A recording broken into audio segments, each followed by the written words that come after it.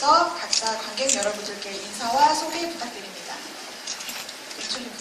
네, 안녕하세요. 베니싱 연출 성종환입니다. 네, 안녕하세요. 세이세이 하나, 둘, 셋. 예, 베니싱에서 K 역할을 맡은 주인입니다. 네, 의심 역할의 애녹입니다. 안녕하세요. 베니싱에서 윤명열 아키라 키요시 역을 맡고 있는 이용규입니다. 네, 뮤지컬 베니싱은 작년 3월 트라이아웃으로 관객분들을 먼저 만났었는데요. 그때와는 달라진 설정들로 트라이아웃과 본 공연에 대한 비교 질문이 굉장히 많아서 이 부분 먼저 이야기해볼까 합니다. 우선 트라이아웃 때와 스토리가 대거 수정되었는데요. 그중 여자 기자 캐릭터가 삭제되고 배경이 경성 한시대로 한정되고 K가 물을 무서워하는 설정이 빠진 이유 등 트라이아웃과 본 공연의 변화에 관해 설명해 주시면 좋을 것 같습니다. 네, 연출님. 네, 오늘 작가님이 못 오셔가지고 목소리가 안 나오는 지금 상황이 돼가지고 대신에 굉장히 많은 내용 보내주셨거든요. 먼저 읽어드리고 또 제 생각도 말씀드릴게요. 있습니다. 물에 대한 설정은 브람 스토커에 기반한 설정인데 드라큘라를 말씀하시는 것 같아요. 네, 브람 스토커가 작가님 다 아시죠? 죄송해요. 그대로 두기에 여러 논리적인 오류나 걸리는 부분들이 있어 그걸 다 설명하자니 전개에 방해가 되고 설명을 안 하자니 의문으로 남는 부분이 있어 정리하게 되었습니다. 예를 들면 관에 흙을 깔고 물을 건넜다 라는 식으로 설명할 수는 있지만 소설이 아닌 무대에서 설명할 만한 지점을 찾기 어려웠습니다. 이 극에서는 여러 설정을 적용해보다가 뱀파이어의 몇몇 특성들을 배제하기로 했습니다. 십자가, 마늘에 대한 공포, 거울에 비치지 않는 특징들을 삭제하고 물리적인 특징만을 남겨보았습니다. 햇빛에 노출되면 피부가 타들어가는 것, 흡혈을 하는 것, 뱀파이어가 되기 위해 흡혈을 당한 후 뱀파이어의 피를 마셔야 되는 것, 그리고 신체적인 운동 능력이 월등한 것, 그 외에 어둠 속에서 빠르게 상처가 재생되는 것, 네, 이런 약간 이과적인 물리적인 특성들만 남겨보았습니다. 그 다음에 경성에 관한 부분도 말씀해 주셨는데요. 의신이 가진 의학에 대한 한없는 믿음은 당시 처음 문물이 들어와 모든 것에 새로운 가능성이 열린 현대 초입 특유의 기세가 있어 가능한 것 같아요. 조선시대부터 혼자 살아온 뱀파이어라는 설정이나 뱀파이어에 대한 기존의 미장센을 걷어버리는 것도 그 시대라 가능할 수 있고요. 당시 연구하던 우생학도 피와 기질에 대한 연구와 관계가 많은데 콜레라가 오형에게 잘 발병되는 병이기도 하다고 적어주시고 다음에 혹시 기회가 된다면 이런 면도 잘 녹여보고 싶네요 라고 적어주셨습니다. 저는 처음 대본을 받았을 때 이게 무슨 내용이지? 라는 생각했어요. 잘 모르겠더라고요. 제가 이야기에 조금 너무 많은 이야기, 제가 뱀파이어물에 대한 좀 많이 보지 않았어서 그런지 몰라도 되게 질문들이 많이 생기는 대본이었어요. 그래서 작가님과 근데 트라이아웃을 제가 못 봐가지고 그때 또 어떤 점들이 좋았고 그걸 비교해서 어떻게 바꿨다라고 접근하기엔 좀 그렇고 제가 처음 받았던 대본을 기준으로 과연 뱀파이어, 경성시대 뱀파이어 이야기 너무 흥미롭고 쭉쭉 읽었는데 질문들이 굉장히 많아지는 대본이어서 그런 질문들을 하나하나 작가님과 이제 주고받는 과정에 좀 이해가 어려운 부분들은 삭제되거나 압축되거나 했던 과정이 있었던 것 같아요. 그런 면에서 여자 캐릭터의 존재의 어떤 이유도 듣게 되고 그런 과정 속에서 됐던 것 같고 시간이 굉장히 시간을 꿰뚫고 이제 해방 이후에도 현대까지 나오는 그 과정이 저한테는 조금 맥이 잘 짚히지가 않더라고요. 그런 부분들에서도 대화가 있었고 뱀파이어의 특성 같은 경우도 사실 그 뱀파이어물이 참고할 만한 작품이 굉장히 많더라고요. 근데 그 작품마다의 규칙이 또 다 다르더라고요.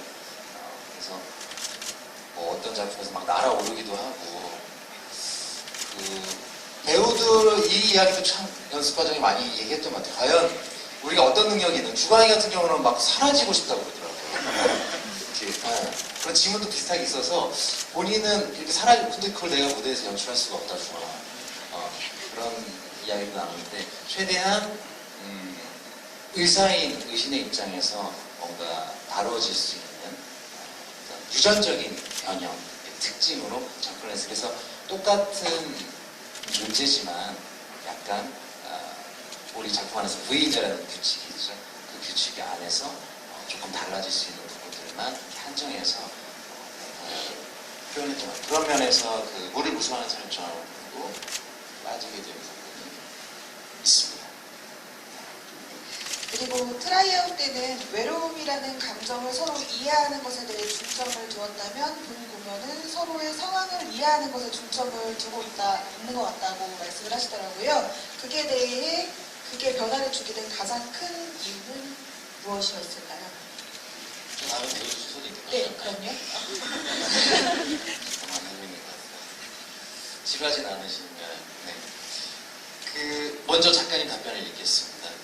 쓰인 대로 읽겠습니다. 가장 큰 이유는 네오이다.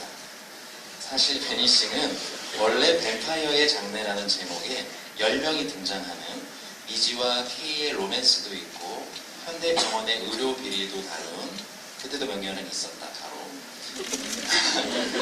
코미디컬 현대물이었는데 그때도 나쁜 아이였나? 이 이야기가 4명으로 압축된 트라이아웃을 거쳐서 제작사와 연출가의 의견으로 인물이 3명으로 축소되고 시간도 한정된 현재의 베니싱이 되었다. 현대의 관조적인 시선을 담당하는 미지가 사라지고 이런저런 설정이 달라지면서 근원적인 외로움을 다룬 표현이 좀 어려워졌다. 그러면서 3명의 상황이나 이야기에 맞춰 타인에 대한 이해 쪽으로 집중했고 창작 과정에서 이쪽에 대한 공감대가 커지면서 이 주제에 더 집중하게 되었다라고 적어주셨어요. 사실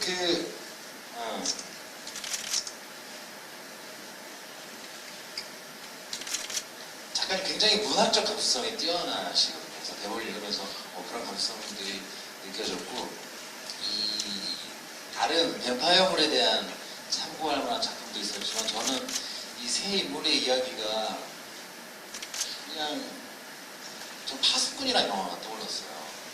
거기에 이재훈이라는 배우가 나오고 그 3명의 고등학생들 이야기였는데 그들이 굉장한 친구인데 삼총사인데 조금씩 그들의 그 순간의 어떤 감성들에 의해서 어긋나고 결국 누군가는 파멸시키고 스스로 파멸하고 뭐 이런 약간 중이병 걸린 남자애들 사춘기의 그 예민한 질풍노도의 시기에 겪는 그런 감수성이 느껴지더라고요. 그 베니싱 대본을 받았을 때 제가 봤던 버전은 뭐 모르겠어요. 트라이아웃에서 얼마나 바뀐 버전인지 모르겠지만 제가 받은 대본에서는 이 세 인물이 이렇게 섬세하고 예민한 어떤 감성들로 어긋나고 뭔가 숨을 뻗고 거두고 핥히고 또 움츠러들고 이런 과정들 속에서 그 과정을 좀 섬세하게 다뤘으면 좋겠다. 그것이 작가님과 이야기 도중에 타인에 대한 이해, 쉽게 오해하고 또 어렵게 이해하고 아마 작가님 이 뒤에도 좀 적어준 내용을 아까 봤는데 그것은 거의 불가능하지 않은가 타인에 대한 이 완전한 이해는 그런 견해도 좀 달아주셨는데 그런 쪽에 공감이 이루어져서 물론 그런데 저는 여기 외로움이란 감정에 대한 중점도 여전히 좀 포함해서 좀 가져가 보고 싶은 마음이 있었거든요. 그것이 잘 실현됐는지 모르겠지만 어쨌든 K는 이미 400년 동안 그런 시간을 보냈고 또 의신은 또 같은 입장이 되었고 또 명령은 또 앞으로 그게 끝난 이후에 어떤 삶을 살게 될지 굉장히 궁금해지는데 외로움이란 정서도 사실은 타인에 대한 이해에 앞서기 전에 이미 깔려있는 중점이 되는 이야기인 것 같습니다. 네, 그러면 유일하게 트라이아웃 때부터 참여해주신 배우분이 계신데요. 이렇게 수정되면서 K의 캐릭터도 많이 바뀌었을 것 같아요. 본 공연 K를 만들면서 어떤 부분을 가장 신경 쓰셨는지 궁금합니다. 김민진 배우님. 네. 네, 사실 신경은 쓰지 않았습니다. 이 말이 되게 무심하게 들리실 것 같은데 이런 인물이 이렇게 보였으면 좋겠다라는 생각은 사실 평소에도 작업할 때 하진 않아요. 그래서 항상 제가 생각하는 거는 어떤 인물이든 내 옆에 있는 존재로서 확인을 했을 때 어떻게 반응할까? 이런 역사를 가진 인물이 어떻게 살았고 이런 역사를 가진 인물이라면 지금 내 눈앞에서 어떤 반응을 보일까? 어떤 시간대에는 어떤 반응일까? 어디에선 어떤 반응일까가 사실 저한테는 제일 중요한 것 같아요. 그래서 저 주민진도 부모님 앞에서 친구들 앞에서 친한 친구들 앞에서의 모습이 계속 달라지듯이 K라면 어떤 상황에서 어떻게 변해갈까가 저한테 그게 제일 중요했고 그래서 억지로 트라이아웃 때와 바꿔야지 이런 생각을 한 적도 없고요. 그래서 어쨌든 좀 굉장히 너무 좋은 역할이잖아요. 배우한테 욕심나는 인간이 아닌 존재. 그래서 저는 이제 만화 혹은 미술, 뭐 조각 이런 걸 다 너무 좋아하는데 그런 것들이 좀 K 안에 담겼으면 좋겠다라는 마음에서 작업을 했던 것 같아요. 그래서 뭐 무대 어딘가에서 서 있을 때만으로 그 서 있는 모습만으로도 어떤 게 좀 느껴졌으면 좋겠고 어떤 그냥 미술적으로도. 네. 그래서 K가 나와 있는 동안은 굳이 신경을 썼다라고 하나로 축소를 하자면 K가 나와 있는 순간에는 그거 자체가 어떤 동사나 감정이었으면 좋겠다. 네. 동사, 그렇죠. 그랬으면 좋겠다 라고 생각을 해서 열심히 만들어 갔는데 고맙습니다. 네.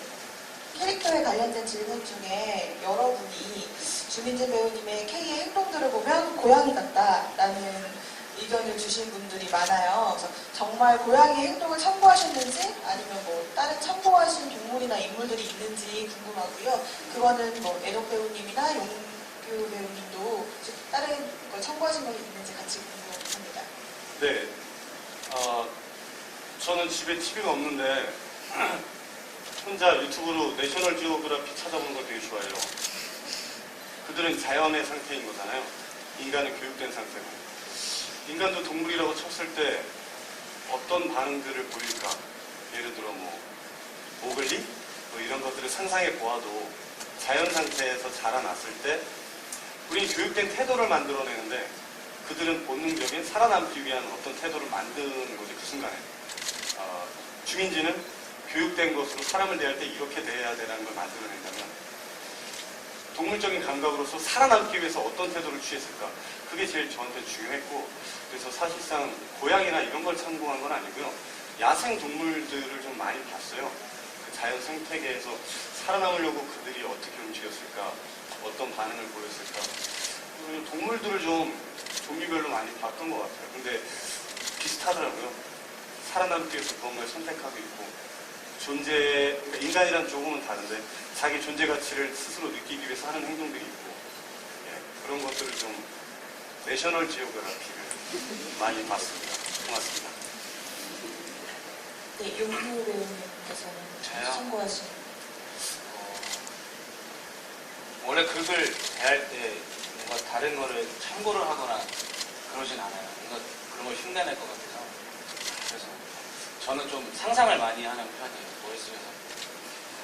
어떻게 하면, 얘는 왜 이런 말을 할까? 얘는 왜 이런 행동을 할까? 저게 왜 가지?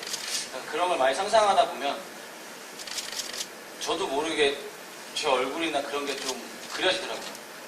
이런 감정이겠구나. 이런 정서로 움직이겠구나. 그래서 최대한 많이 그런 상상을 많이 했었어요. 그리고 세중이랑도 얘기 많이 했었고 특히 줄님이나 형님들이 많이 도와주셔서 인물 구축해가는 거는 많은 도움을 받았던 것 같아요. 저는 그렇습니다. 네, 애덕 배우님. 저는 동물 중에 캥거루를 참고했습니다. 농담이고요. 당연한 것 같아요. 네, 사실 뭐 저 역시도 용규 배우하고 거의 비슷해요.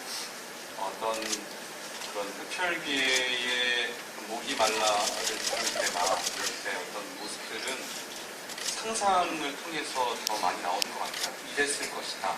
그 목마름이 인간적인 목마름이 아니라 어떤 짐승, 뭐 흡혈귀의 어떤 목마름이라면 어떤 모습일까라는 것들을 상상을 많이 했죠.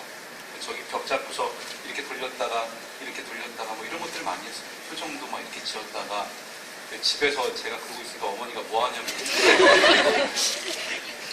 그러긴 했습니다. 네, 베니싱은 초반에 프리뷰 기간이 있었는데요. 프리뷰 기간 동안에도 조금씩 공연이 보완되고 수정되었어요. 그래서 그 중에서 명렬이 인정받고 싶어서라는 추가된 대사에 대한 질문이 많이 있었습니다. 굳이 대사를 추가하신 이유가 따로 있으실까요? 그러니까 프리뷰를 하고 나서 주변 지인분들이나 팬분들이랑 얘기해 주셨던 게 그거였어요. 왜 변해요, 얘는? 중간에 왜 갑자기 저렇게 나쁜 애로 변하는 거예요?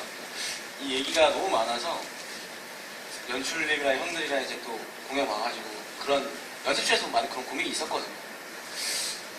저희는 또 안에 내재된 게 많다 보니까 이 정도면 비춰질 수 있겠구나라고 생각을 했는데 뭔가 텍스트나 뭔가 어떤 장면으로 인해서 그런 게 표현이 안 되다 보니까 제가 갖고 있는 트라우마를 전달할 수 있는 방법이 없더라고요. 그래서 프리뷰 지나고 연출님이랑 뭐 형들이랑 또 이렇게 얘기하면서 뭐 성공하고 싶다. 얘가 뭐 하고 있는 뭐 형을 닮고 싶어서 이런 말을 했었었는데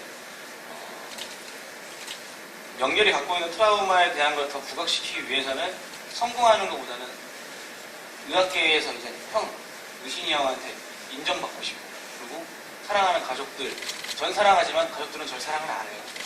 사랑을 못 받고 자란 아이이기 때문에 그런 걸 형한테 더 찾으려고 노력했던 그 아이라고 생각을 했거든요. 그래서 형이 절 점점 밀어냈을 때 저도 어쩔 수 없이 그런 선택을 할 수밖에 없는 그러니까 어떻게 보면 가장 인간적으로 봤을 때 어두운 면을 많이 갖고 있는 아이죠. 원래 아이 같은 경우는 모든 사람은 집안에서부터 어릴 때부터 받은 가정 환경이나 뭐 그런 교육으로 인성이 잡히잖아요. 근데 얘는 그런 게 안 돼 있는 아이 같아서 인정받고 싶어서 라는 단어를 선택했던 것 같아요. 얘 마음은 순수했던 마음이지만 결과적으로 많이 비뚤어지고 그래서 그 단어를 선택했던 것 같아요. 말 잘하고 있는 것 같아요. 네, 잘하고 있습니다. 그리고 모든 공연이 그렇듯이 같은 캐릭터여도 어떤 배우가 연기하느냐에 따라 다른 느낌을 받는데요. 베니싱은 볼 때마다 새롭다는 말씀을 많이들 해주시더라고요. 그리고 더블이다 보니까 두 배우의 다른 점을 찾는 재미도 있는 것 같습니다. 그 중에 의신이 K에게 V인자를 설명해주는 부분이 있는데 어떻게 보면 K에 대한 가장 중요한 부분이고 그에 따라 해석이 달라질 수 있는 부분인데 V인자에 대한 설명이 다른 이유가 무엇인지 궁금하다고 하십니다. 먼저는 연출님께서 허락해 주시지 않으면 그렇게 하지 못하겠죠. 열어주셔서 저희가 이렇게 하게 된 거고요. 제가 생각했을 때에 이제 저 자신이 세운 논리라는 게 있는데 부족한 지식으로 저희가 세운 논리 안에서 이제 진행을 했던 거거든요. 형님하고도 그런 얘기를 살짝 맞췄는데 그 부분이 약간 의견이 좀 안 맞았던 부분들이 있었고요. 부인자를 결국에는 이제 백혈구에 대한 부분인데 이 백혈구가 없고 있고에 대한 부분이 굉장히 크셨을 거예요. 보셨던 분들은 제가 생각했을 때 저희 짧은 지식으로는 백혈구라는 존재가 있으면 일단 부인자가 들어오면 그걸 공격하는 존재로 봤을 거고 지금처럼 그 형님께서 설명하시는 것처럼 만약에 그 부인자가 백혈구까지 함께 이렇게 끌어안는 모양이 된다고 한다면 더 큰 논리적인 비약들이 생길 거라고 생각이 들었어요. 첫 번째는. 그리고 두 번째로는 이 백혈구가 지금 이 K의 상처 치유 능력을 보면 엄청나게 뛰어난데 그 치유 능력을 따라가려면 백혈구라는 숫자가 굉장히 기하급수적으로 이렇게 늘어나야 된다라는 설정이 그것도 역시나 더 큰 논리를 불러와야 되는 거라고 생각이 들었고 또 세 번째는 이 백혈구의 특징이 상처가 나고 그 상처를 치유하다 보면 닦지를 않는 게 결국 백혈구의 시체라고 알고 있거든요. 근데 그런 치유 능력을 가지고 있으면 분명히 딱지가 앉아서 이렇게 떨어지는 것까지 연출이 돼야 되는데 그게 지금 안 되고 있잖아요. 너무 순식간에 상처가 나니까. 그래서 이제 그 연출가하고 얘기했던 거는 그 능력 자체가 전부 다 V인자 안에 들어가 있을 능력을 어떻게 했느냐. 상처 치유 능력, 그리고 빛에 대한 민감성, 그리고 흡혈에 대한 욕구가 이 V인자 자체에 들어있고, 그 때문에 백혈구는 이제 나오지가 않고, 대신 이제 그런 생각을 했어요. 만약에 이 상처가 치유가 되면 다시 백혈구는 생성이 되겠죠.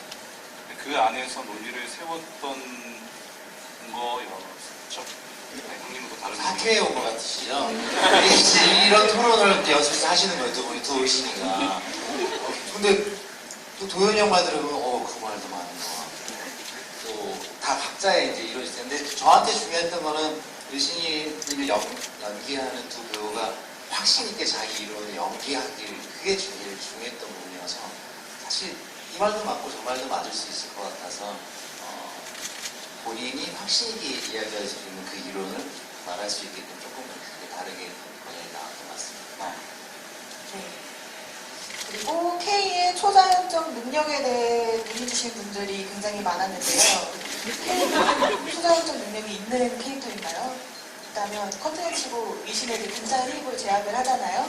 그거 외에 다른 능력이 있는지, 그리고 있다면 왜 의신은 그 초자연적 능력을 발휘하지 못하는지 궁금합니다. 제가 대답하네요. 해주세요. 다 해주시면 네. 저 이 부분에 대해서 연습실에서 정말 토론을 많이 했어요. K의 능력은 어디까지에 대해서 얘기를 많이 하다가 우리 모두가 좀 하나로 모아진 거는 우리가 정말 현실 세계에 있어도 이상하지 않을 정도까지 만들어보자 했어요. 그래서 트라이아웃 때 얘기를 잠깐 해보자면, 그때는 제가 막 이렇게 벽을 걸어 다니는 적도 있었고, 정말 벽을 걸었다고. 예.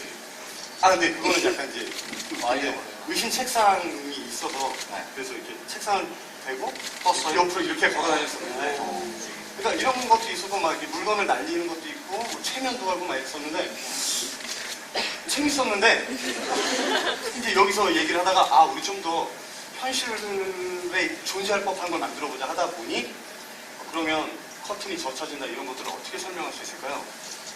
의신은 그걸 우연으로 착각할 수도 있어 라고 얘기를 한 거죠. 그때 얘기하다가, 그러면 그럴 법하겠다.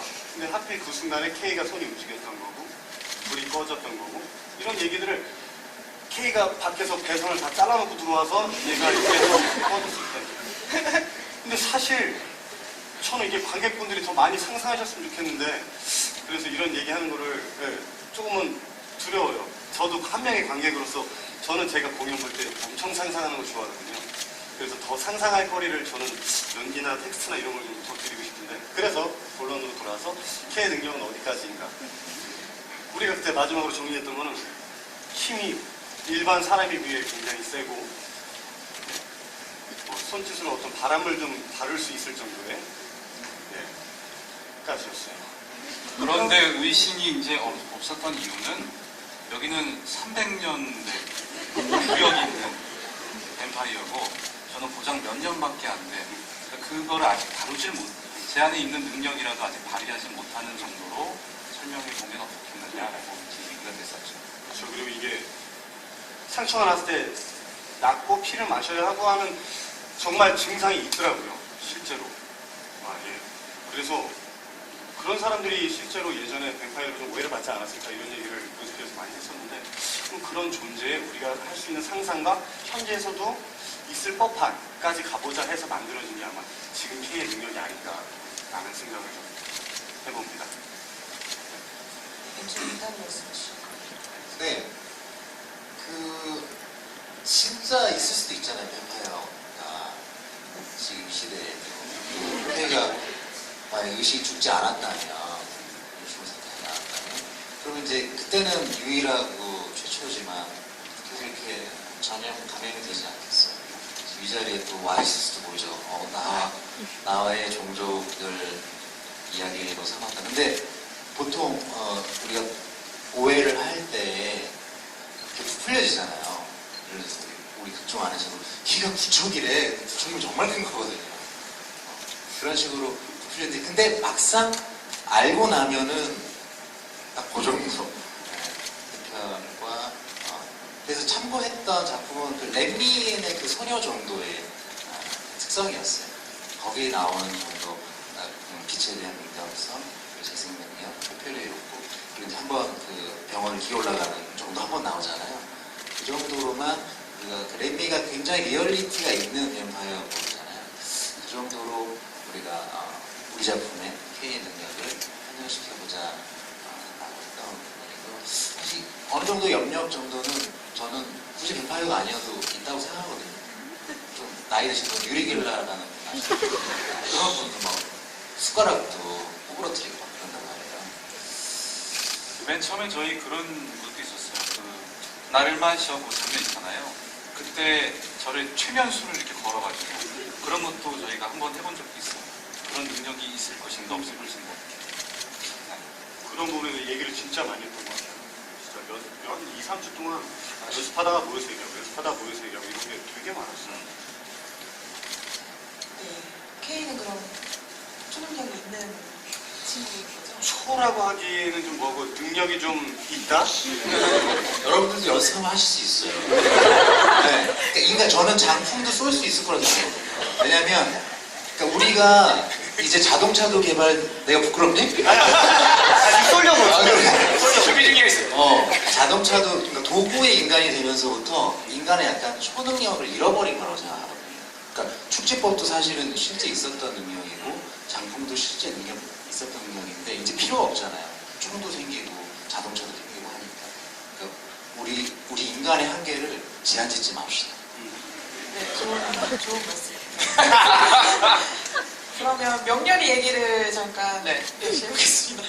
명렬이는 아버지에게 인정받고 싶어하는 인물인데요. 정작 연구 발표 후에는 아버지와의 통화를 끝내고 매우 격분을 하잖아요. 그 심경의 변화와 아버지와의 전화는 어떤 내용이었는지. 아까도 말씀드렸지만 이게 명렬이 같은 경우는 가족의 사랑 못 받은 아이라고 말씀을 드렸잖아요. 제가 하고 있는 명렬은. 근데 아버지 직업 자체가 이제 의료래.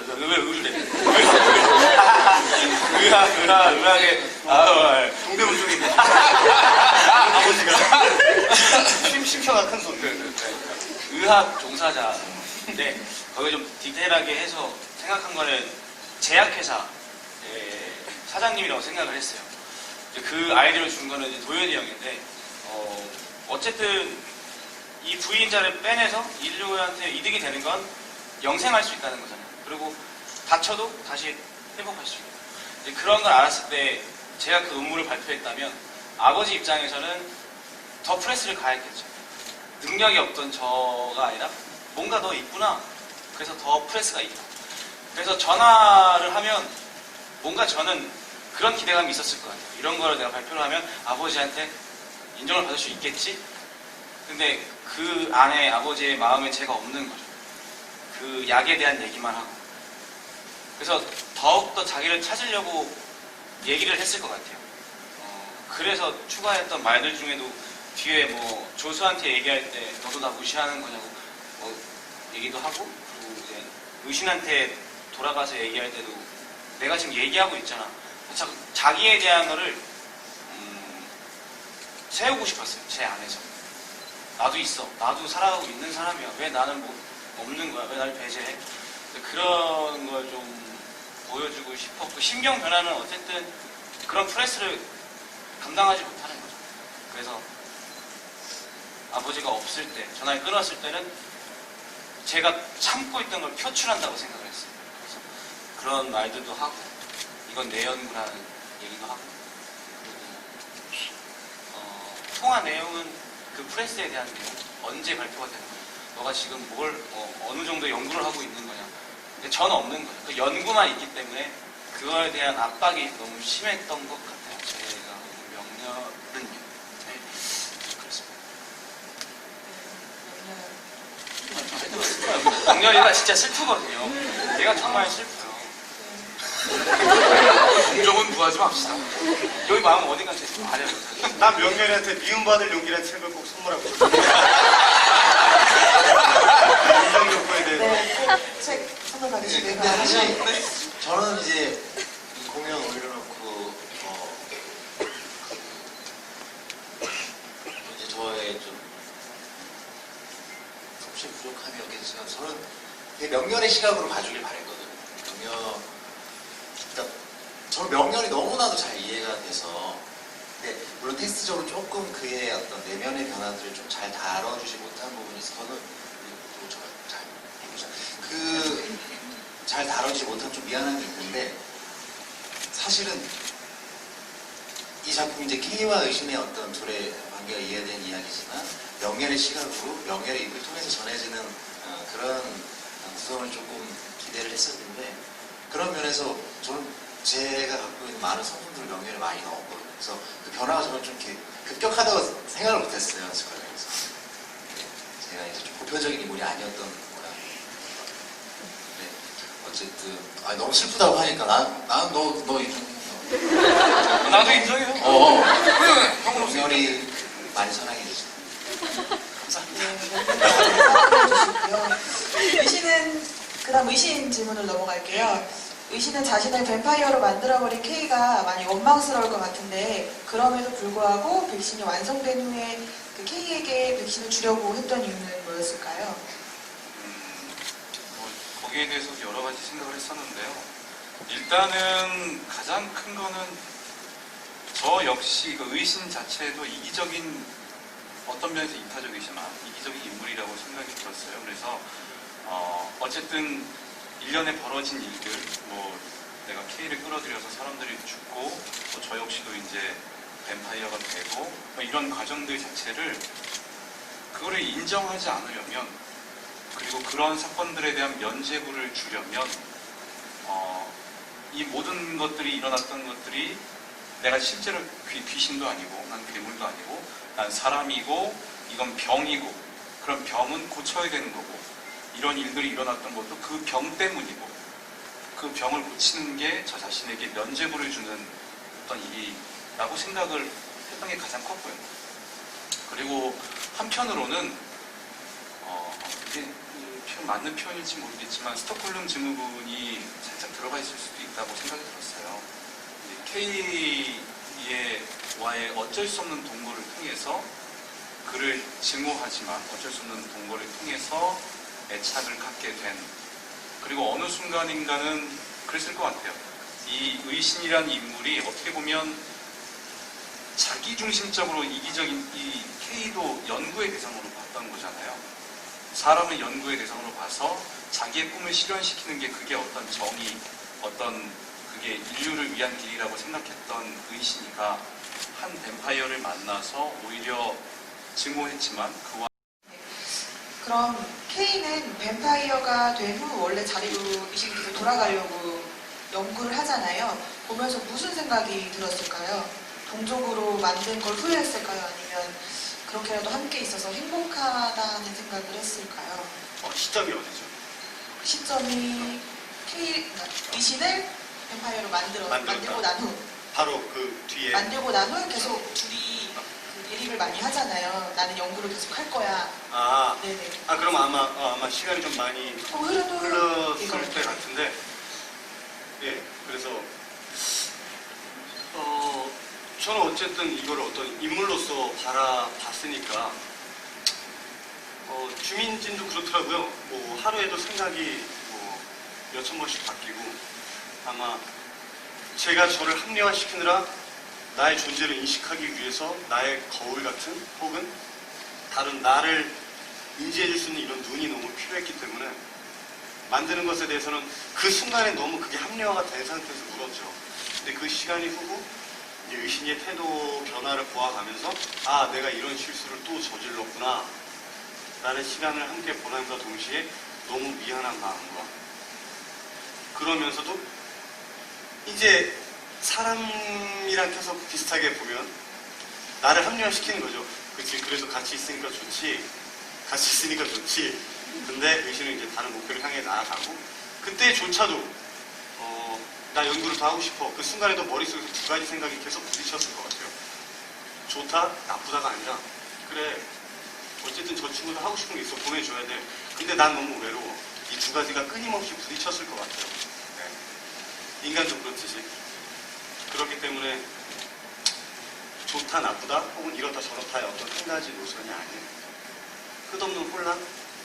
인간, 제가 너무 함부로 평가하면 안 되는데, 인간은 누구나 그렇듯 끝없는 혼란 속에 K도 있지 않았을까.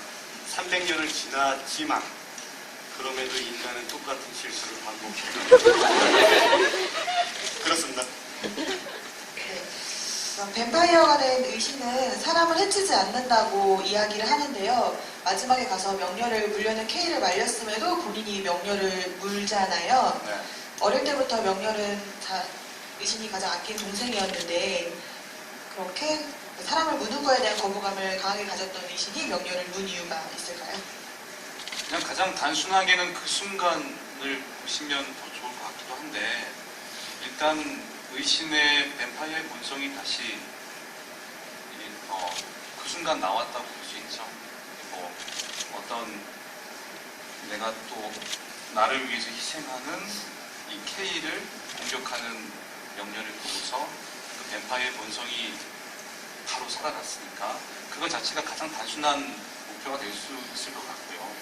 일단 뱀파이어니까 인간은 무는 것. 그리고 그 와중에도 아마 대의적인 명분이 분명히 이 안에도 있었을 거라고 생각하는데, 명렬이가 아유 이게 참 죄송합니다. 명렬이가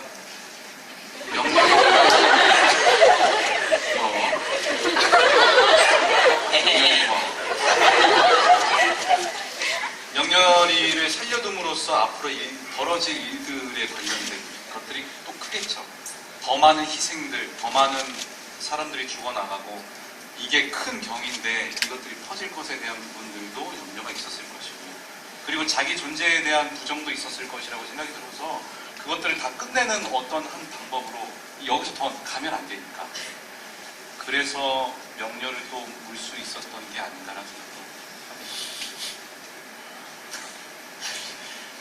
네, 말 잘하고 있죠?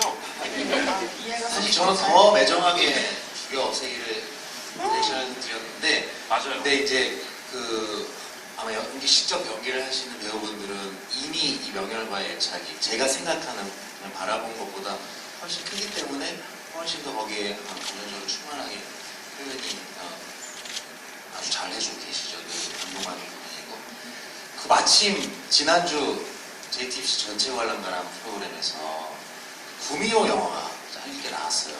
참 감독이 만드신. 근데 거기서 송재림이 구미호인데 되게 컨셉이 저도 훨씬 좋은 솜씨로 만들어서 감탄하면서 봤는데 송재림도 이제 붙잡혔어요. 사랑을 죽였다는 때문에. 근데 이제 앞에 있는 국선 변호사한테 나가시라고.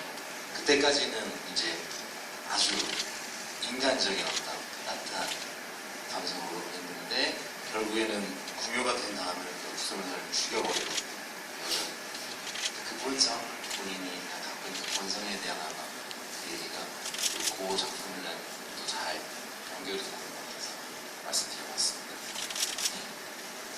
그리고 마지막에 결국 K는 죽음을 선택하잖아요. 죽음을 선택한 이유와 K가 진정으로 바란 것은 무엇이었을까요? 먼저 죽음을 선택했다라고 이렇게 하나를 얘기하기가 조금 저는 어려워요. 뭐냐 하면 K의 입장에서 계속 생각을 해본 건 하나의 인생이 갖고 싶었던 것 같아요. 그러니까 인생이라면 왜 이렇게 나 되게 멋진데? 이거를 K를 준비하면서 참 여러 가지 생각 많이 했었는데, 인생이라 하면 너무 짧게 단편적으로 얘기 죄송한데 태어남이 있고 어떤 삶이라는 게 존재를 하고 죽음으로써 마무리되면 이게 하나의 삶이잖아요. 인생이고. 근데 K는 인생이 아닌 거죠. 어느 시점부터는 더 이상 시간도 의미가 없어지고 주위의 사람도 의미가 없어지고 존재 가치에 대한 인정도 없어지고 내가 나를 존재를 인정한다 쳐도 의미라는 걸 찾을 수가 없는 거잖아요. 근데 어쨌든 죽음이라는 걸 가질 수 있게 된다면 하나의 인생을 완성시킬 수 있는 너무 얕은 말로 돌파구? 그게 필요했던 것 같아요. 그러니까 퍼즐의 마지막 조각이 하나 필요한데 도저히 찾을 수 없었는데 위신이 그런 존재가 되어준 거죠. 그러니까 선과 악을 어떤 종교적 개념이 아니라 삶의 개념으로 봤을 때 저한테 이득이 되면 선이잖아요. 너무 이기적이긴 하지만 모든 인간으로 단정지어지면 나한테 이득이 되는 쪽으로 모든 선택들을 하게 되고 K조차도 300년 하면 굉장히 많아 보이지만 비슷한 기억들이 같은 뇌에 저장이 됐을 때 그렇게 길게 느껴졌을까? 그때 당시에도 그냥 너무 외롭고 지쳐있는 어떤 한 존재가 아니었을까? 그래서 위신한테 너무 미안하고 고맙고 여러 가지 마음이 많이 들지만 하나의 인생이 너무 갖고 싶지 않았을까라는 생각이 많이 들었습니다. 그리고 의신도 사람으로 돌아가기 위해 백신 연구를 계속 하지만 K가 옆에서 죽을 때 햇빛 속으로 같이 가는 걸 선택하잖아요. 그 이유와 의신에게 가장 중요하게 생각하는 가치는 무엇이었을까요? 어렵네요. 네. 일단 굉장히 그 죽기 직전 제 죽음을 선택했었을 때는 복잡한 심정이었을 것 같아요. 그 당시라고 생각해요. 제가 지금 연기하면서 굉장히 복잡 미묘하거든요. 제가 가지고 갖게 되는 감정들이. 일단 K를 이제까지는 계속 증오의 대상 혹은 고쳐야 되는 대상에서 이 순간 뭔가 하나 깨닫게 되는, 그러니까 이미 그런 마음을 가졌더라도 이 순간 깨닫게 되는 순간이 오거든요. 저희 죽기 직전의 대화 속에서 사랑하는 존재가 그렇게 해서 이제 그게 결국엔 사랑이라고 생각이 드는데, 그 사랑하는 존재가 죽어갔을 때에 느껴지는 어떤 상실감? 그게 굉장히 클 거라고 일단 첫 번째로 생각이 들었고요. 그리고 저희 대화 속에도 그게 있는데 결국 우리 둘뿐이야 뭐 이런 얘기를 한단 말이죠. 그 중에 하나가 죽었을 때 K는 그것을 감당했지만 아직 혼자이지 않았던 의신이 갖게 되는 어떤 그 두려움 뭐 이런 것도 분명히 그 순간에 있었을 거라고 생각이 들고요.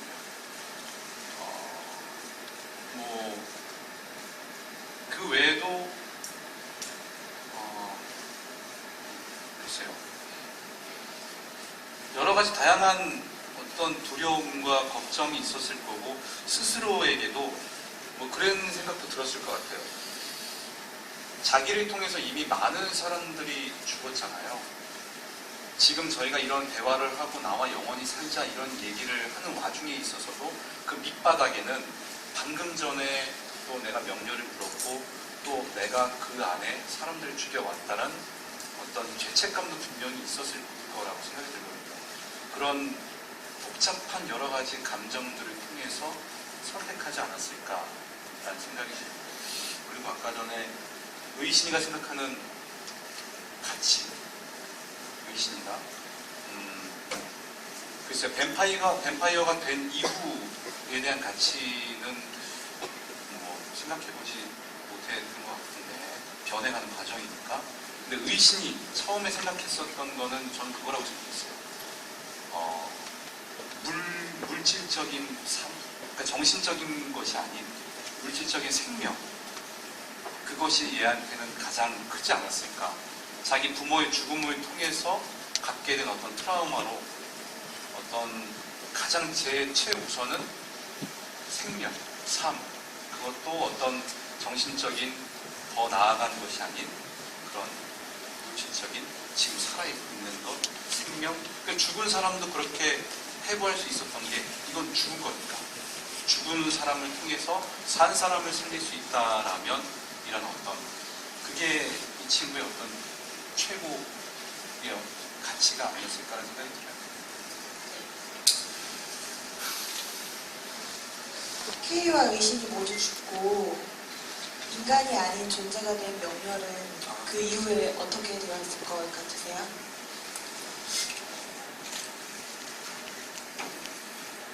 그냥 제 머릿속 상상에서는 연습실에서는 쉽게 그냥 한 단어로 피해 축제? 약간 어쨌든 저를 인정해줄 수 있는 사람들은 이제 없는 거잖아요. 제 삶에서. 그러면은 더 이상 삶에 그거 없다고 생각을 했어요. 싹 다 죽여버려? 약간 그런 생각도 했었어요. 근데 요즘에 계속 공연하면서 느껴지는 거는 되게 외롭더라고요. 그 순간에. 나갈 때도 마찬가지고, 놓여있는 형의 옷을 볼 때도 마찬가지고, 더 이상 나를 인정해줄 수 없다는 건 똑같지만, 자기가 어쨌든 변질돼서 그런 선택을 하게 된 거잖아요. 그런 후회도 있을 것 같고. 그런 걸 다 안고 혼자 살아가지 않았을까, 이렇게. 한번 느껴봐. 몇 년을 살지 모르겠지만 그게 제가 정말 좋아했던 의식 형을 어쨌든 제 욕심으로 사람들이 자꾸 죽게 된 거잖아요. 그런 걸 사죄할 수 있는 길이라고 생각할 수 있을 것 같아요. 네, 인간으로 돌아가기 위한 연구를 하진 않으셨어요? 저는 안 했을 것 같아요. 그럴 능력도 없고. 저는 명렬이가 그렇게 똑똑하다고 생각하지 않습니다. 아니야. 그때 이거 뭐 제 취향으로 한번 연습실에 제안만 했었던 건데 그냥 뭐 저는 맨 마지막에 에필로그 뭐 얘기하다가 그래서 나는 명렬이 지금 2017년에 볼 수 있는 의상을 입고 한번 지나갔으면 좋겠다라는 얘기를 많이 했었거든요. 네, 그래서 에필로그에 이렇게 이 시대 공연이 다 끝나버리고 에필로그 커튼 전에 딱 한 장면. 그래서 2017년에 뭐 이러고 지나가는 거나 뭐 그런 상상을 한번 해본 적은 있었어요. 다시 공연 내용으로 하나 돌아와서요. 공연 중에 의신과 K가 갈등을 겪게 되는 부분이 그 마츠모토의 죽음에서 비명소리가 들리잖아요. 근데 비명소리가 여자인데 시대적 상황으로 보면 당시 남성의 사회적 지위가 높았던 것으로 보이는데 마츠모토는 여자였던 걸까요? 이거 작가님 좀 네. 질문이네요. 마츠모토의 시신을 발견한 가노부의 비명소리입니다. 네, 마츠모토는 일본인 남학생이고 경성의전에 다녔던 실제 남학생의 이름을 따온 것입니다. 1923년 동아일보에 실린 기사 경성의전의 일본인 학생 동급생에게 칼질이라는 기사를 보면 송본이라고 쓰고 이제 마츠모토라고 있는 거죠. 송본이라는 학생이 조선인은 기질이 야만적이다 라고 해서 한국인 학생들과 싸움이 벌어졌고 그러다가 송본이 칼을 빼서 동급생을 찔러서 경찰서에까지 간 사건이 있었습니다. 학생들은 조선인 학생들이겠죠. 퇴학을 주장했지만 경찰이 학생들 사이 싸울 수도 있다며 조사를 대충 끝내버려서 별다른 처벌이 없었다고 합니다.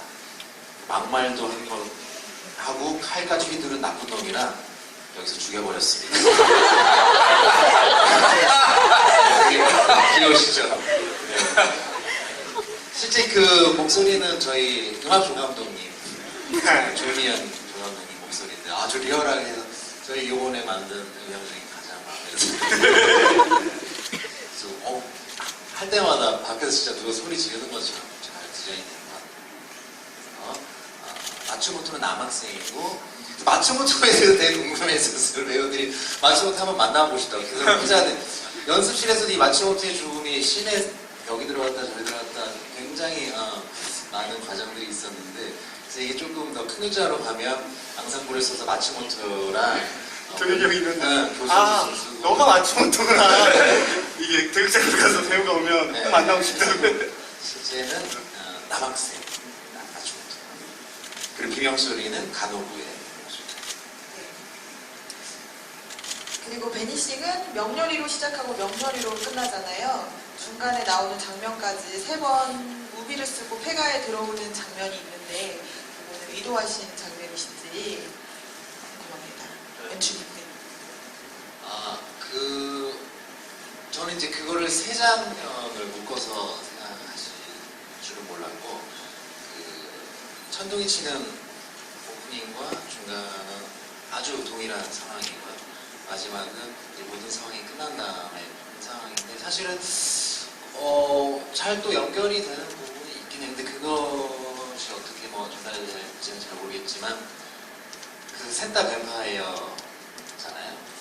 첫 번째는 K 300년목의 뱀파이어가 등장하는 장면이 되고 두 번째에서는 의신이 뱀파이어가 된 장면이 되고 마지막은 명렬인 뱀파이어가 된 장면인데 저희가 이해를 다루면서 이해라는 주제를 다루면서 결국에는 다 이해하기 힘들잖아요. 그래서 상징적으로 스킨딥이라는 넘버에서 피부를 뚫고 들어가서 그제야 우리가 이해할 수 있지 않을까라는 불가능을 전제로 그럴 수 있지 않을까라는 그냥 하나의 가정을 든 건데 어쨌든 완전히 그 사람이 되지 않는 이상은 모르는 거죠. 그래서 저희 작품 안에서는 상징적으로 상대방이 되어서 나를 이해해보는 어떤 그게 큰 하나의 척추처럼 이어지는 내용이니까 사실 이런 내용은 그 영혼이 막 바뀌어서 이렇게 되는 그런 장르의 작품에서 동일하게 사용되고 계속 우리의 화두인 것 같아요.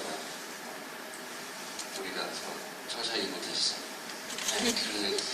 제가 되어보지 않아요. 같이 사는 부부끼리도 이해가 안 되니까 오해하고 싸우고 하는 거잖아요.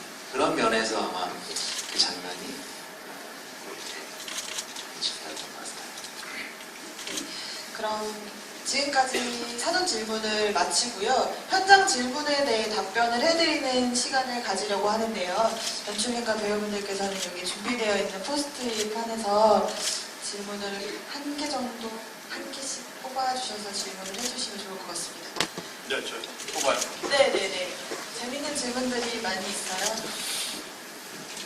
이게 랜덤으로 뽑히는 게 아니라 읽고 보는 거구나. 네. 뽑아서 질문 읽어주시고 같이 답해주시면 좋을 것 같아요.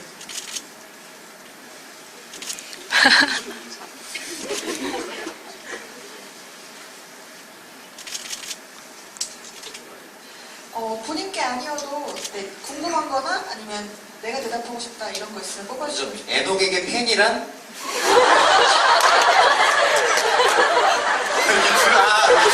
주신 거예요? 남의 게임을 몰라 그래? 게임은 아니면 이거 오해하신 것 같은데 이 펜이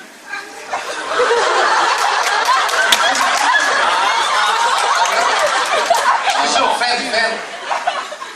펜이 PN이야. 알아요. 내일 보고서가 와요. 아 진짜요? 보셨어요? 그 부끄러운 순간을? 근데 제 작품에 이런 일이 종종 있어요. 정보 네. 배우. 애증하죠. 네, K하고 별반 다를 게 없는 펜. 그 순간 정말 별 생각이 들어요. 내가 깨물어 썼을까. 실제로 그렇게 했다라는 배우의 얘기를 들었어요. 네, 펜이 없어서 갑자기 펜 깨물고 썼다는 얘기도 들었고, 아니면 뭐 여기 있는 뭐 이런 게 펜이라고 생각을 하고 쓸까. 그 순간 아마 저의 흔들리는 눈동자를 많이 느꼈을 거예요. 정말 너무 난감한 순간이었는데, 예, 어떻게든 그래도 신을 이어가려고 나중에 위로의 박수를 쳐주셔서 좀 감사를 했고, 나중에 저 펜이 저쪽에 떨어진 걸 봤을 때 저 펜을 어떻게 네, 혼내고 싶다. 도대체 무슨 상황이 벌어졌는지는 전 잘 모르니까 그래도 유명한 사건이 돼서 어느 분이신지 감사합니다. 네. 일단 너 세 개 다 해서. 고르셨어요? 고르셨으면 앉아서 답변해볼까요? 네, 저는 형이 줬어요. 명순이 이름의 탄생 비화와 명유 명렬에게 명순이는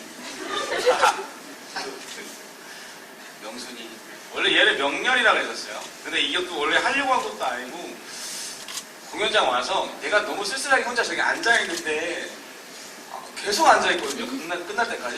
근데 아무도 저를 안 봐요. 그래서 쟤한테 생명을 불어넣어주고 싶다. 그런 생각 정말 많이 했거든요. 연습실에서 막 팔 뽑히고 막 발 뽑히고 막 그래가지고 엄청 고생한 친구예요.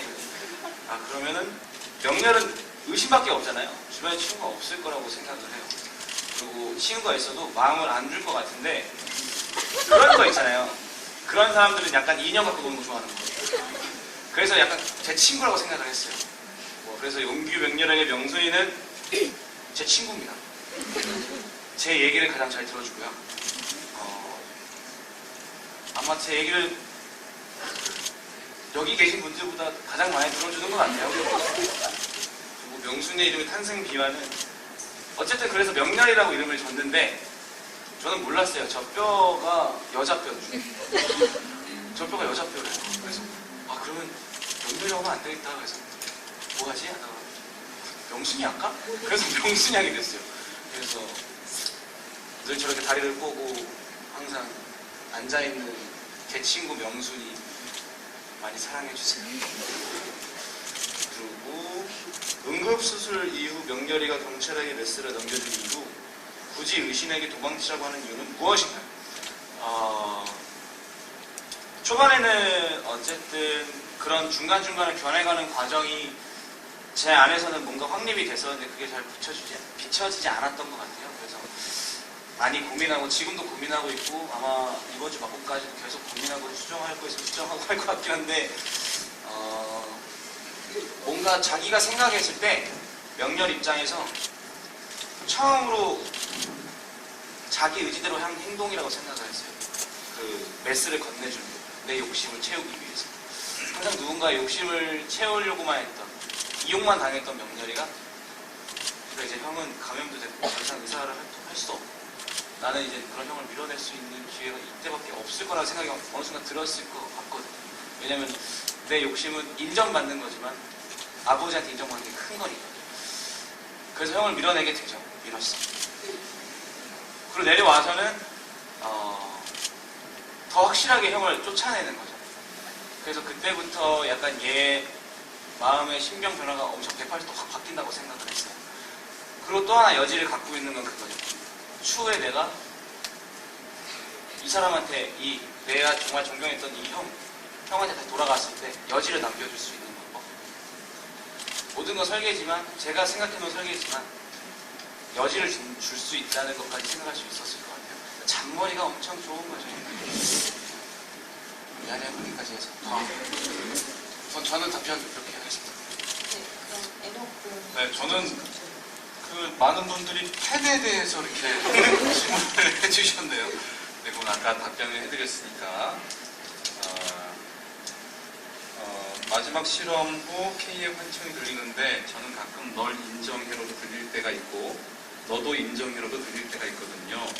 실제는 어떤 건지 배우님의 생각이 궁금합니다. 라고 했는데 널 인정해라는 게 원래 녹음된 파일은 맞고요. 근데 이거를 환청이 아닌 그 K가 텔레파시로 보냈다고도 생각하시는 분들도 계시더라고요. 근데 저희 안에서의 해석은 그 주사에 대한 어떤 내성, 그걸로 인해서 어떤 부작용이 환청으로까지 들리게 되는 걸로 생각을 했거든요. 그 순간에.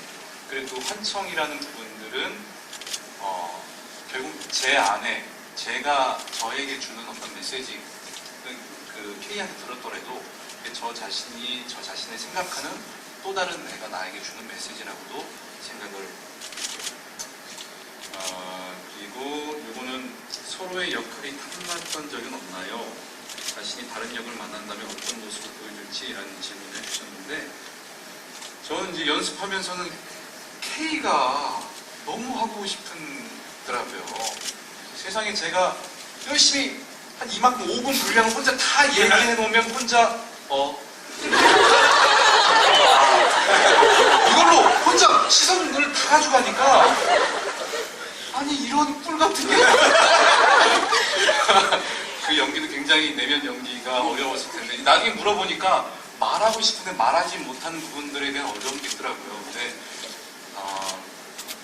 그 스킨딥, 나를 마셔 이런 부분들은 배우라면 누구나 좀 탐낼 만한 그 장면이 아니었나라는 생각이 들고요.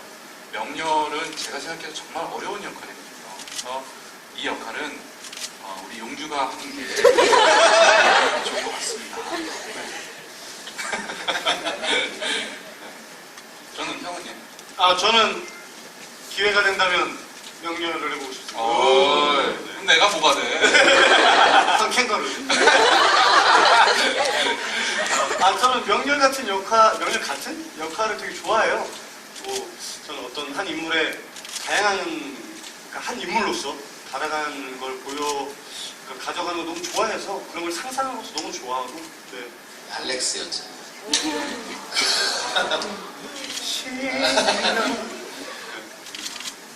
저는 극 속에서 사랑받지 못하잖아요. 그래서 의심하고 싶어요. 계속 사랑받고 싶어요. 명렬한테도 사랑받고 K한테도 사랑받고. 녹록지 않아. 노기 형이라서.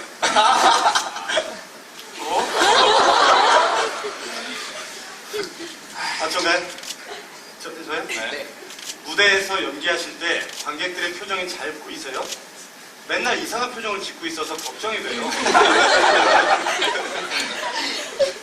일단 이거는 이제 배우마다 달라요.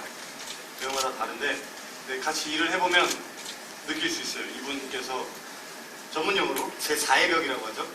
이게 처지는 분들이 계시고 그걸 열어놓고 완전히 호흡하시는 분들이 계셔서 사람마다 다 다른데 생각보다 무대 위에서 그 인물로서 해야 될 게 너무 많다 보니까 잘 못 봐요. 어떤 표정인지. 이쪽이 객석이구나를 인지하는 시점은 있을지언정 이분들이 어떤 표정을 짓고 있지는 너무 어렵지 않나? 그걸 체크하기가. 무대 위에서도 할 게 너무 많은데. 네, 그렇습니다. 팬 사건 있었을 때는 네, 정확히 다 보이더라고요.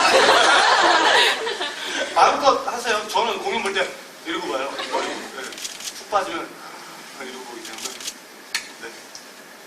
저는 민진 배우님이 하나 꼽아주셨는데 천장에 나뭇가지랑 같이 있는 조명은 무엇을 표현하는 건가요? 라고 질문해 주셨어요. 너무 멋있죠.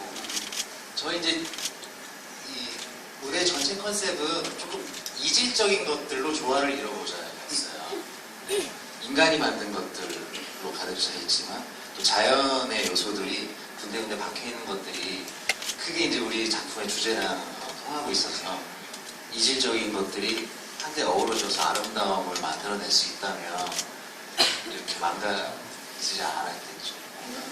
슬픔 결과가 오지 않았겠죠. 그래서 그런 것들을 했는데 저 나뭇가지들은 사실 혈관처럼 보이기도 해요. 그래서 이 창문 뒤로 나오는 나뭇가지도 아주 혈관처럼 잘 보일 수 있는 이 피에 대한 양면성도 좀 표현해 보고 싶었어요. 피가 누군가에게 생명이지만 누군가에게 죽음이고 그런 어떤 인간의 양면성, 또 모순된 어떤 인간의 모습들, 명렬을 통해서도 나타나요. 또 뭐 다른 캐릭터들도 모순된 모습들도 나타나요. 그리고 곳곳에 피가 묻어 있어요. 이런 데도 붉게 돼 있고, 저 빨간 꽃이 원래는 하얀색 꽃이었겠죠. 네, 저거는 이제 영화 스토커의 한 장면에서 영감을 얻어서 하얀색 꽃이 피가 탁 튀면서 빨갛게 되는 장면이 있거든요. 그런 부분을 디자이너한테 요구를 했고, 곳곳에도 잘 보이지 않지만 피의 자국들이 있어요. 피자국들이 곳곳에. 그것은 전에 말씀드린 생명이면서 누군가에게 죽음이 그런 요소들로 되어 있습니다. 저 조명도 사실은 저 디자인은 그 병원이나 실험실에 있을 법한 조명 위에 자연의 요소로 되어 있는 거죠. 이질적인 것으로 조화를 이뤄보고 싶었습니다. 더 뽑으신 분 계신가요? 아직 해주셨어요? 네, 그럼 저희 마지막으로 관객분들께 마지막 인사하고 마무리하는 걸로 할게요. 민규 배우님부터 이렇게 순서대로 이렇게. 네, 정말 긴 시간 동안 들어주셔서 감사하고요. 저희가 많은 것을 연습실부터 지금도 계속 꾸준히 배우마다 다 생각하고 그런 걸 무대에서 실현하고자 노력하고 있어요. 근데 그게 어떻게 비춰질지는 잘 모르겠지만 막공까지 노력해서 더 완성된 공연 보여드릴 수 있도록 노력하겠습니다. 집에 조심히 들어가세요. 감사합니다.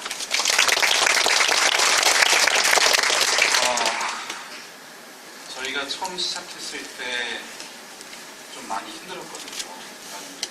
무대에 직접 이렇게 올라와서 객석을 바라봤을 때 채워지어 있지 않은 자리들을 보면서 힘들지만 서로 이제 의지하면서 이렇게 가는데 어느 순간 이렇게 객석을 가득 메워주신 관객분들 봤을 때 저희가 정말 힘든 어떤 날이었는데 그 그때 저절로 힘이 난다라는 얘기들을 서로 했던 적이 있어요. 그러면서 더 열심히 하게 되고 더 뭔가를 찾으려는 노력도 하게 되고 제가 늘상 하는 말이기도 한데 작품은 관객분들을 통해서 완성이 되는 것 같아요. 이렇게 찾아주셔서 너무너무 감사드리고 이 작품이 끝나지 않고 계속 갈 수 있도록 힘을 주셔서 진심으로 감사드립니다.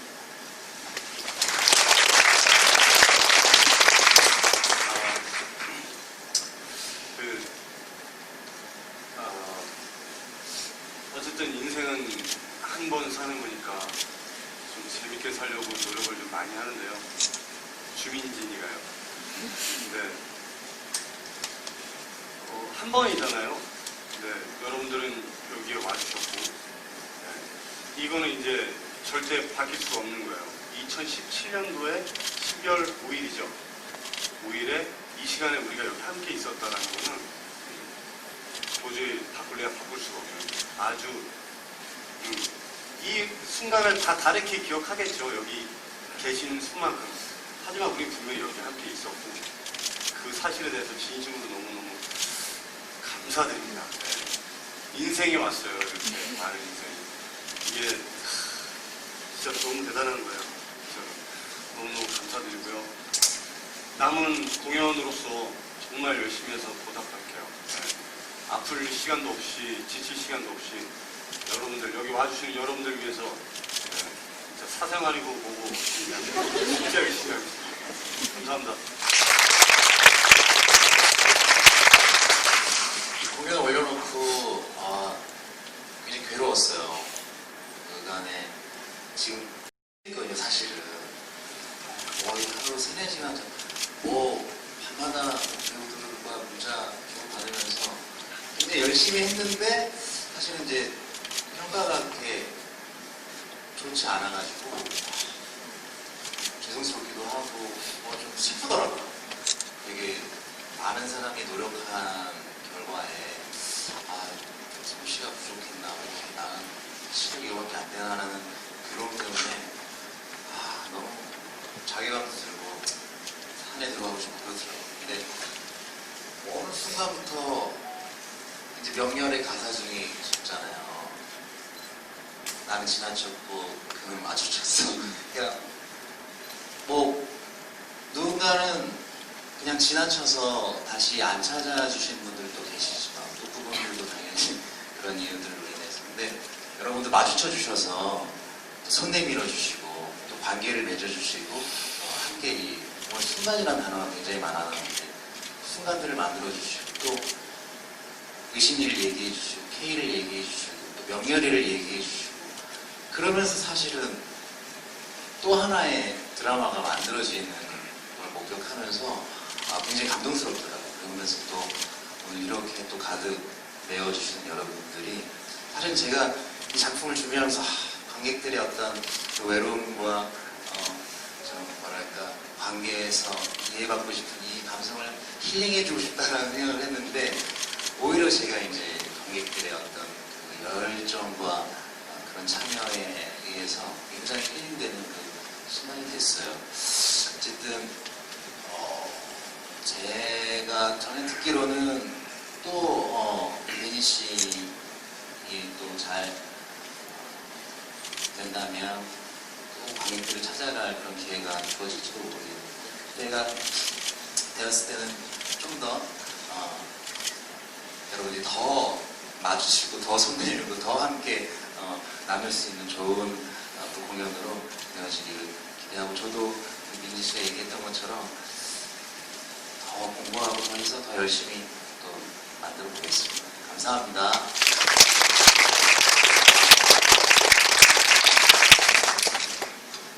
네, 작가님께서도 민희 씨를 통해서 여러분들께 전해줬으면 하는 내용이 있다고 하셔가지고 마지막으로 그것만 듣고 네네네. 이게 작품 내용적인 건데요. 전체적으로는 타인을 이해하는 것의 어려움, 불가능함을 말하고 있어요. 타인에 대한 완전한 이해는 불가능한 것 같아요.